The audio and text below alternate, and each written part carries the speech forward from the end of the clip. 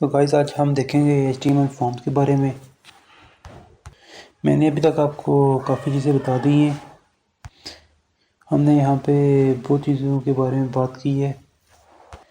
आप लोगों ने अभी तक मेरी प्लेलिस्ट भी एक्सेस कर ली होगी और उसे बुकमार्क कर लिया होगा। और अब मैं यहाँ से आगे बढ़ूँगा और यहाँ पे मैं एक नई फाइल बनाऊँगा और इसका नाम रखते हैं class5.html। तो हम जल्दी से इसमें बॉयलर प्लेट लगा लेते हैं और आज हम बात करेंगे फॉर्म्स के बारे में। फॉर्म्स और ये फॉर्म्स जो है ये बहुत ही इम्पोर्टेंट टॉपिक है HTML के अंदर। और यहाँ पे आपको मैं एंड टू एंड समझाऊंगा सारा कि ये होता क्या है और इसे हम कैसे काम में लेते हैं। और मैं जल्दी से अपना एक टैग लगा लेता हूँ H3 और उसमें लिख लेते हैं this is HTML form class. और यहाँ पे अब हम फॉर्म टैग लगाएंगे। फॉर्म लिखने के बाद हम जब टैब को प्रेस करेंगे तो ये खुद ब खुद ही इसका सारा लेआउट सेट कर देगा और इसमें एक्शंस वगैरह खुद ही लिख देगा। फॉर्म में बेसिकली दो तरह के मेथड होते हैं, एक होता है गेट और एक होता है पोस्ट। तो साथ साथ हम जैसे आगे चलेंगे तो इन दोनों को देख लेंगे। अब हम फॉर्म में एक एट्रीब्यूट डिफाइन कर लेते हैं और वो है एक्शन। और आप लोगों को ये चीज़ कंफ्यूज कर सकती है, तो मैं आराम से आपको सही से बताता हूँ। अभी आप लोग उसके लिए एक बैकएंड यूज़ करेंगे और अपने फॉर्म को एक बैकएंड को देंगे।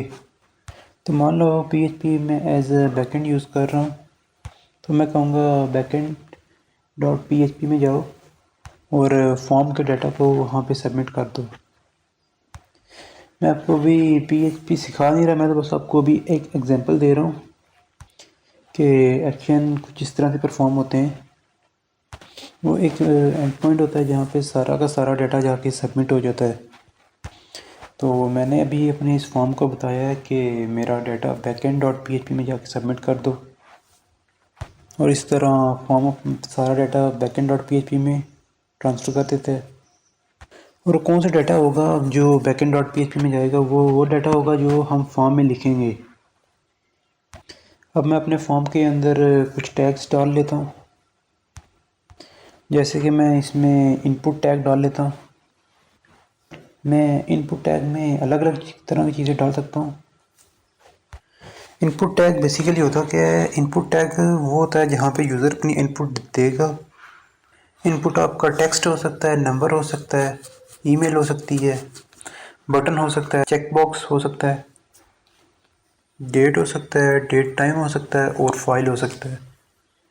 हम इसमें एक बहुत ही सिंपल तरह का इनपुट ले लेते हैं जिसमें type is equal to text होगा और उसी के साथ साथ मैं साथ इसको एक नेम के साथ टैग दे लेता हूँ और उसी के साथ साथ मैं साथ इसको एक नेम के साथ टैग दे लेता हूँ। तो ब्राउज़र पे जाके देख लेते हैं, पेज को रिफ़्रेश करते हैं। अब यहाँ पे हम अपने नेम को लिख सकते हैं। मैं अगेन जाके अपने सबलाइम में जाके उसे रेप्लिकेट कर लेता हूँ और अब हम यहाँ पे लिख लेते हैं रोल। ब्राउज़र पे जाके रिफ़्रेश कर लेते हैं पेज को। देखें यहाँ पे रोल लिखा हुआ है और अभी एक और टेक्स्ट बॉक्स बन गया है। तो आप लोग देख रहे हैं जो नेम का टेक्स्ट बॉक्स है और ये रोल का टेक्स्ट बॉक्स है, ये दोनों एक ही लाइन में आ रहे हैं। तो मैं चाह रहा हूँ कि ये जो रोल का है ये नीचे आए, तो उसके लिए आप या तो ब्रेक टैग लगा लें या फिर मैं क्या कर सकता हूँ, उससे भी अच्छी मैं आपको एक टेक्निक बताता हूँ। उसके लिए मैं एक डिव टैग का इस्तेमाल करूँगा। तो डिव टैग का काम क्या होता है? तो डिव टैग का काम ये होता है कि डिवीजन लेके आना। तो मैं आपको अभी एक चीज़ बताता हूँ। तो हम इन दोनों को एक अलग अलग डिव में रख लेते हैं।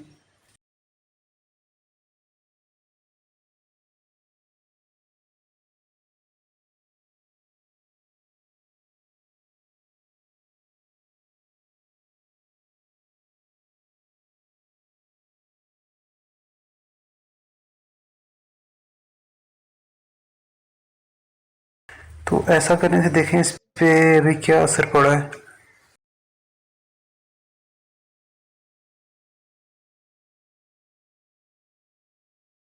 उसकी लाइन ब्रेक हो गई है और वो हमारा जो टेक्स्ट सेकंड टेक्स्ट बॉक्स था वो नीचे आ गया है। ऐसा इसलिए हुआ क्योंकि मेरा ये जो इनपुट टैग है ये एक इनलाइन एलिमेंट है। स्पैन भी इनलाइन एलिमेंट है और ये जो हमारा डिव है ये एक ब्लॉक एलिमेंट है। ब्लॉक एलिमेंट पूरी 100% विड्थ ले लेता है और इस तरह जो उससे नेक्स्ट एलिमेंट होता है वो उससे नीचे जाना पड़ता है, यानी कि नेक्स्ट लाइन में। और इसलिए मैंने डिव लगाया क्योंकि डिव हमारा एक ब्लॉक एलिमेंट है और पूरी लेंथ ले लेता है, तो अगला एलिमेंट नीचे आ जाता है उससे। अभी के लिए आप इस चीज़ को स्किप कर दो कि इनलाइन क्या है या ब्लॉक क्या है, ये हम आगे डिस्कस करेंगे। अभी के लिए बस इतना समझ लो कि हमने यहाँ पे एक डिव लगाया ताकि हमारे ये एलिमेंट जो नेक्स्ट एलिमेंट है ये नीचे आ जाए। डिव लगाने के बाद अगर मैं यहाँ पे एक बी आर लगा भी दूँ तो उससे ज़्यादा कुछ फ़र्क नहीं पड़ेगा, बस यहाँ पे एक स्पेस आ जाएगी। उससे हमारा फॉर्म भी अच्छा ही दिखेगा, मगर हम ये चीज़ सी एस एस की मदद से करेंगे।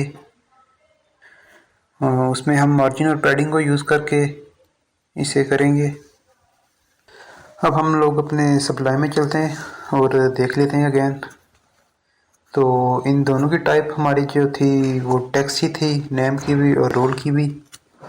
अब हम एक नई डिव बना लेते हैं और उसको टैग नेम उसका ईमेल दे देते हैं और इसको ये टाइप भी चेंज करके हम ईमेल लिख लेते हैं। इसमें हम एक और एट्रीब्यूट को भी डिफ़ाइन कर लेते हैं और वो एट्रीब्यूट नेम है, तो उसके लिए हम नेम लिख लेते हैं एक बार। Name is equal to my mail. Name क्या होता है कि नेम वो नेम है जिससे आपका बैकएंड है जिसमें हमने फॉर्म में डाटा सबमिट किया था, वो इस नेम की वजह से इसको पहचानेगा। मेरे बैकएंड में एक तरीका होगा जो मैं अपने ये नेम की वैल्यू से डाटा को उठाऊंगा। उसी के साथ साथ मैं अपने जो हमारा रोल था उसे भी हम नेम दे देते हैं और उसमें नेम में लिख लेते हैं रोल और नेम को भी नेम असाइन कर लेते हैं, उसमें लिख लेते हैं माई नेम। और जब मैं इस फॉर्म को सबमिट करूँगा तो मेरा ये सारा डाटा, यानी कि जो यूज़र यहाँ पे इनपुट करेगा नेम में, रोल में, ईमेल में, वो सारा हमारा डाटा पास हो जाएगा बैकएंड को, हमारी बैकएंड की फ़ाइल को। तो हम उसके लिए सबसे पहले तो ये देख लेते हैं हम अपने फॉर्म को सबमिट कैसे करेंगे। तो सबमिट करने के लिए हम एक और इनपुट टैग लगा लेते हैं। पहले नई डिव बनाते हैं, डिव इनपुट टैग स्टार्ट, इसमें टाइप लिख लेते हैं हम सबमिट। एक बार अपने क्रोम को जाकर रिफ़्रेश कर लेते हैं और आप देख सकते हैं अब यहाँ पे लिखा आ रहा है हमारा बटन बन गया एक सबमिट का। और ये जो सबमिट लिखा आ रहा है, जो हमने वैल्यू में लिखा था सबमिट, तो उस वजह से यहाँ पे सबमिट लिखा आ रहा है। हम वहाँ पे जो भी लिखेंगे तो वो यहाँ पे डिस्प्ले हो जाएगा। इसमें हम अपने HTML फॉर्म में उसका नेम लिख लेते हैं, उसका रोल लिख लेते हैं और ईमेल लिखने के बाद सबमिट करते हैं। मेरा ये फॉर्म सबमिट नहीं होगा क्योंकि मैंने ना अपना बैकएंड, क्योंकि हमारी ऐसी कोई फ़ाइल बनी तो नहीं हुई, तो हम इसको सबमिट करते हैं और ये हमें बैकएंड डॉट PHP पे रीडायरेक्ट करेगा, मगर हमारी फ़ाइल नहीं है तो ये हमें एक एरर दे देगा।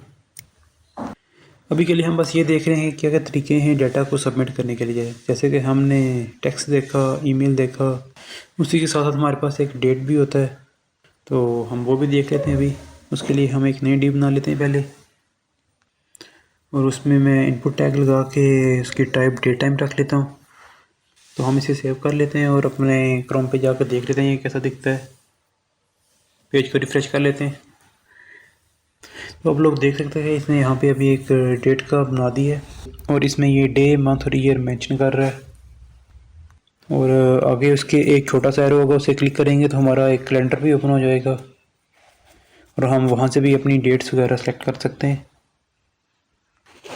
इसी तरह हमारे पास एक और इनपुट टाइप भी होती है, उसके लिए हम एक नई डिव स्टार्ट कर लेते हैं पहले और उसमें लिखते हैं इनपुट टैग और उसकी टाइप नंबर लिख लेते हैं और उसका नेम मैं माई नंबर लिख लेता हूँ। My number. चलते हैं अपने क्रोम पे और जाके पेज को रिफ़्रेश करके देख लेते हैं। तो आप लोग देख सकते हैं कि यहाँ पे हम बस अभी नंबर डाल सकते हैं, यानी कि टेक्स्ट वगैरह नहीं लिख सकते इसमें। इसका एरो का बटन दिया हुआ, यहाँ से भी हम नंबर को अप डाउन कर सकते हैं। और हम लोग जब इसे CSS से स्टाइल करेंगे तो ये और भी ज़्यादा प्यारा लगेगा।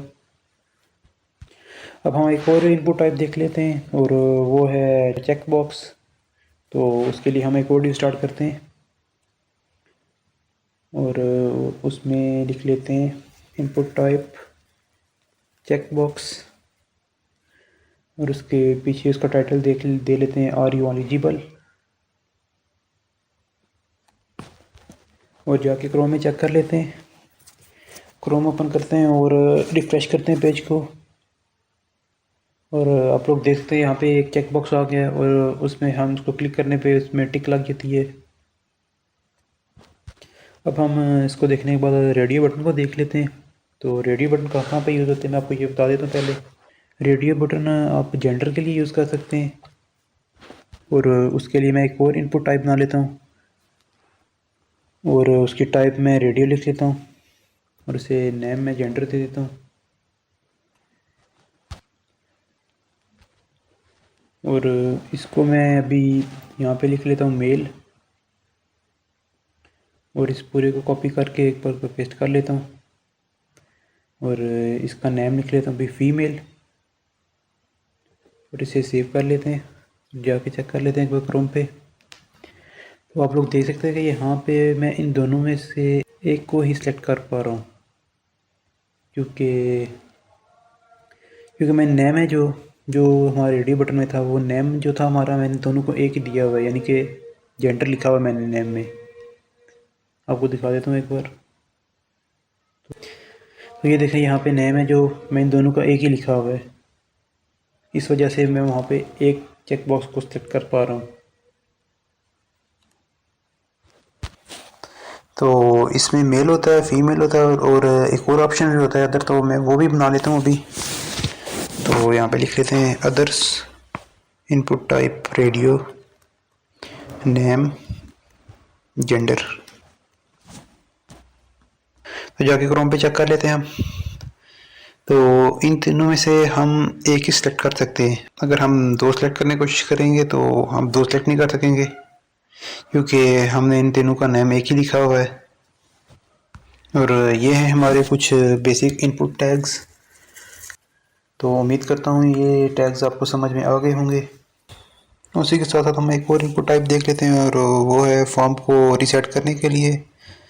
उसके लिए हम लिख लेते हैं इनपुट टाइप रीसेट और उसकी वैल्यू में लिख लेते हैं रीसेट और जाके क्रोम को रिफ़्रेश करते हैं। तो और कुछ डेटा इसमें लिख लेते हैं अभी।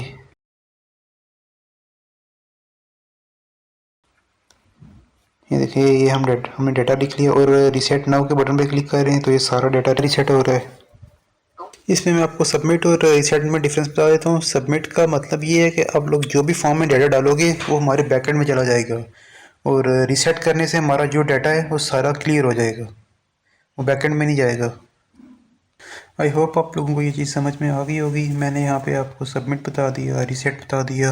एक चीज़ और यहाँ पे मैं बोलूँगा, जो हमारा नंबर था उसमें हम ई भी डाल सकते हैं। तो आप लोग देख सकते हैं कि यहाँ पे मैं जब लिख रहा हूँ तो बस ई लिखा जा रहा है, यहाँ पे कुछ और लेटर नहीं लिखा आ रहा। ये इसलिए आ रहा है क्योंकि अगर मैंने कुछ पावर में लिखना है, जैसे 43 की पावर 2 में लिखना है, तो उसके लिए मैं ई लिखूँगा और 2 लिखूँगा तो ये एक्सेप्ट कर लेगा। तो मैं आपको ये बता रहा हूँ कि हम जो हमारे जो इनपुट टाइप नंबर है उसमें हम नंबर लिख सकते हैं या फिर ई लिख सकते हैं। इस वीडियो को लाइक करना बिल्कुल मत भूलना और अगर आप लोगों ने ये प्लेलिस्ट एक्सेस नहीं की है तो इसे एक्सेस कर लें। इस वीडियो में अभी के लिए इतना ही गाइस। तो thank you so much guys for watching this video.